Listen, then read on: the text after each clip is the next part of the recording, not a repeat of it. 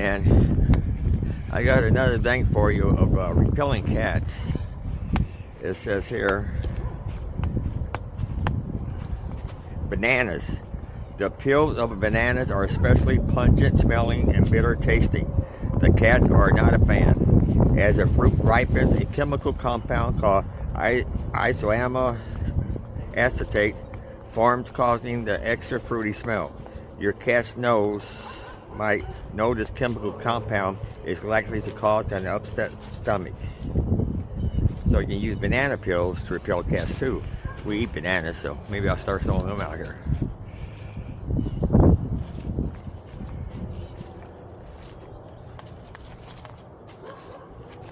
Oh, she's pooping. Oh, no, Barkley, she's pooping.